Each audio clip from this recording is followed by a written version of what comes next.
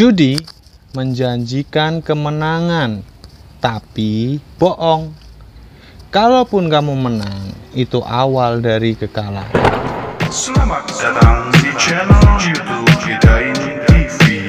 Terima kasih Anda telah mendukung channel ini dengan subscribe, like, dan selalu menonton video Hidain TV. Semoga hari-hari Anda menyenangkan, sehat selalu, banyak rezeki, diampuni dosanya oleh Allah Subhanahu wa Ta'ala.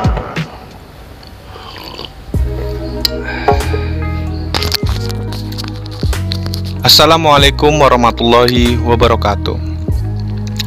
Sebagian orang yang kesasar ke video ini mungkin saja bagian dari penjudi yang punya niat untuk berhenti, mungkin karena capek atau sedang kalah, tapi mereka nggak tahu gimana caranya berhenti berjudi. Setiap orang yang berjudi dan ingin berhenti, ingin merubah statusnya menjadi mantan penjudi, itu pasti bingung. Itu manusiawi, teman-teman. Nah, setiap mantan penjudi itu sebenarnya punya cerita tersendiri untuk mengakhiri perjalanannya dalam berjudi. Di video kali ini saya akan menceritakan salah satu dari banyak kemungkinan cara untuk berhenti berjudi, teman-teman.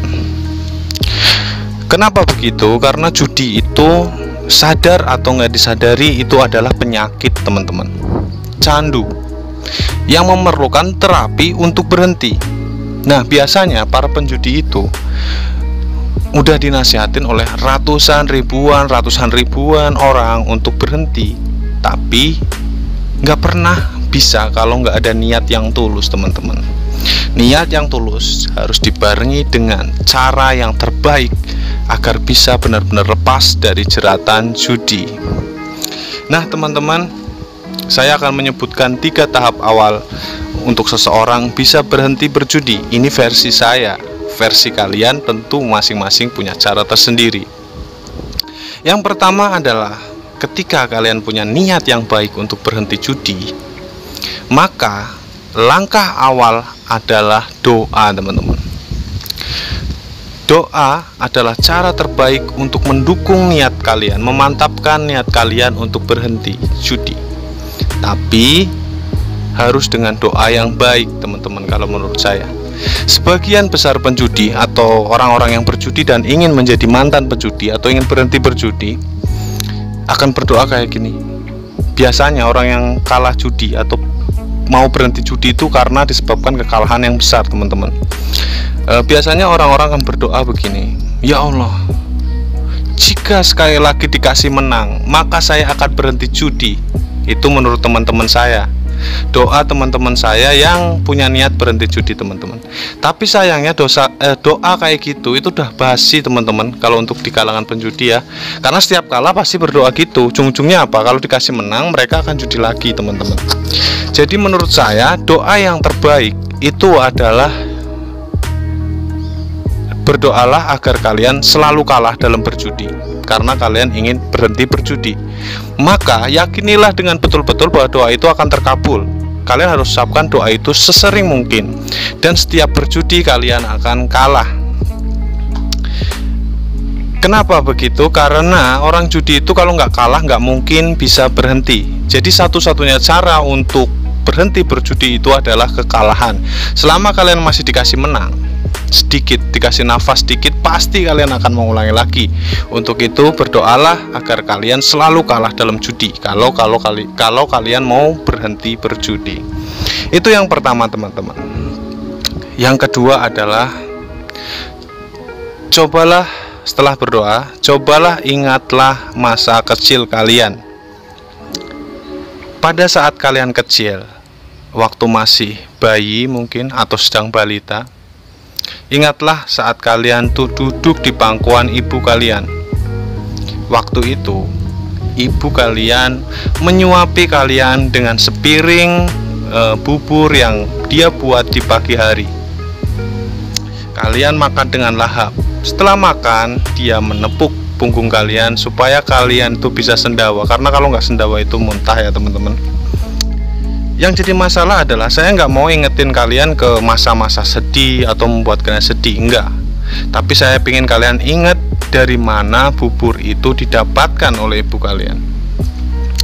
Mungkin kalian terlalu kecil untuk mengingat itu, tapi saya jelaskan aja.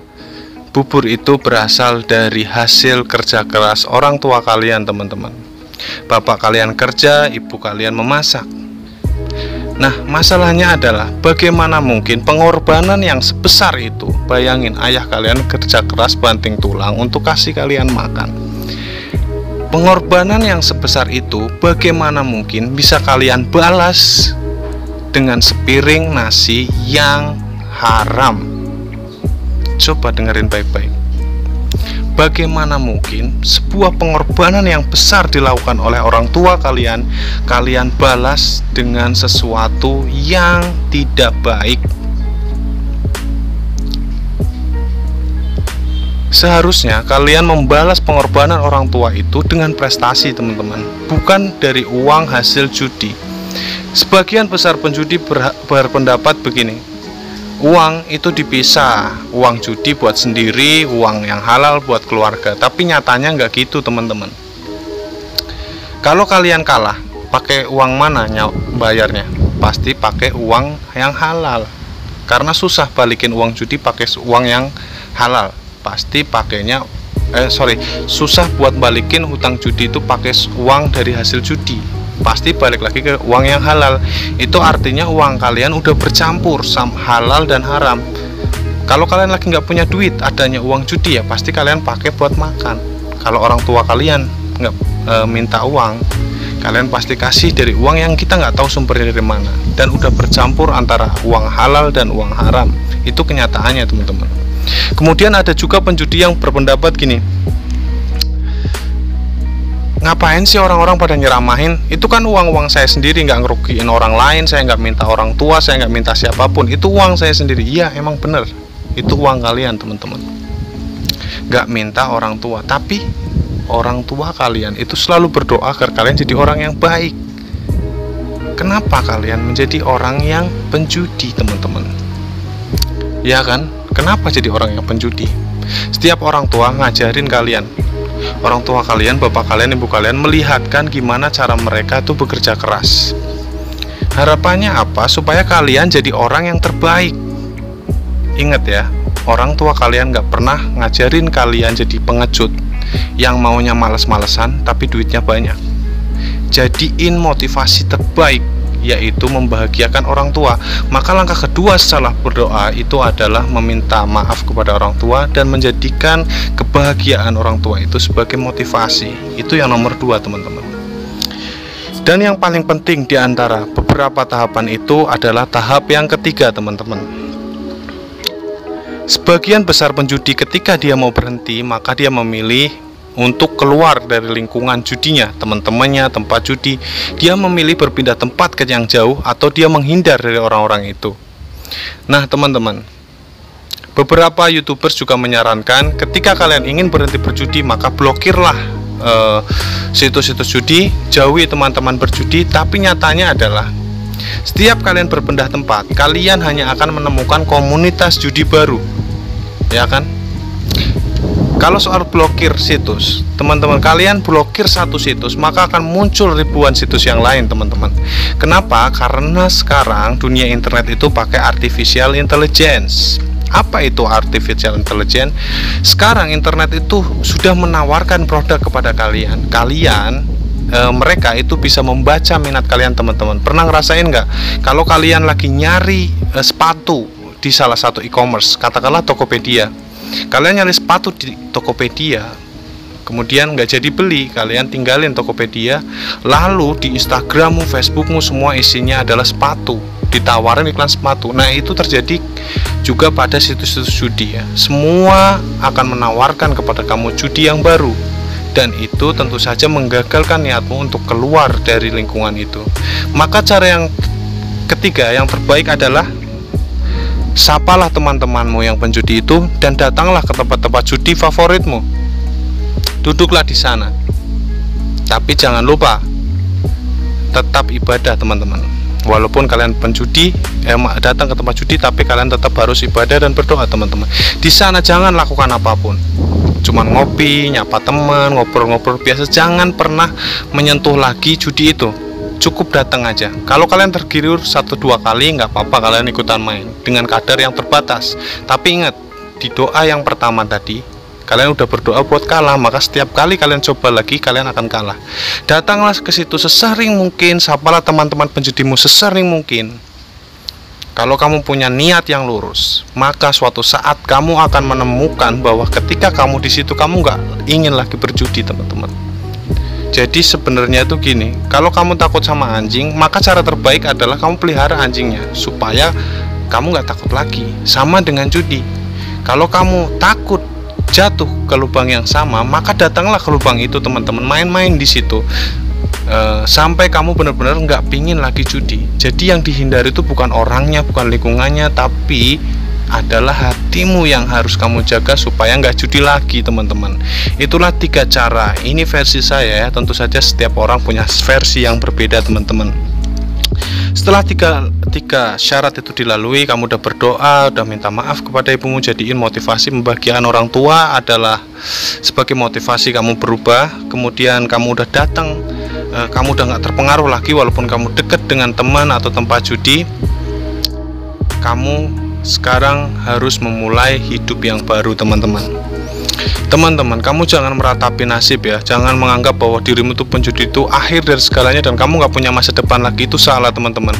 Ketika kamu berhenti berjudi dan sudah mengalami berjudi bertahun-tahun, kamu punya sesuatu yang tidak dimiliki orang lain, yaitu adalah mental judi. Itu adalah hikmah di balik itu semua, teman-teman.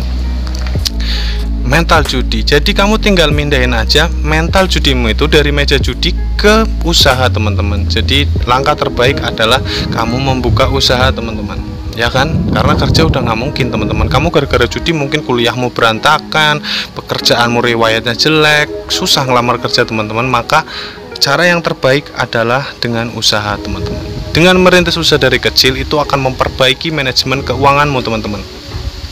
Ya, atau kamu bisa bekerja dulu, ngumpulin modal, baru membuka usaha, teman-teman. Saya saranin kerja dulu, teman-teman, karena kerja itu akan menumbuhkan sikap positif. Artinya kamu bisa kembali lagi berlatih untuk memanajemen uangmu.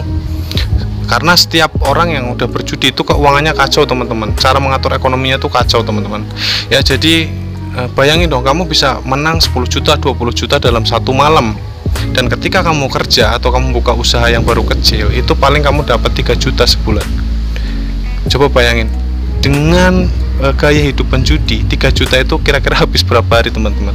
Mungkin 1 hari, 2 hari, ya kan? Makanya yang perlu diperbaiki setelah itu semua adalah bagaimana cara kamu mengelola keuangan, teman-teman. Nah, gitu aja ya, teman-teman ya. Setelah kamu kerja, nanti kamu usaha, teman-teman. Insya Allah dengan mental judi itu kamu akan menjadi pengusaha yang bagus. Dan saya doakan semoga kalian berhasil mencoba cara ini.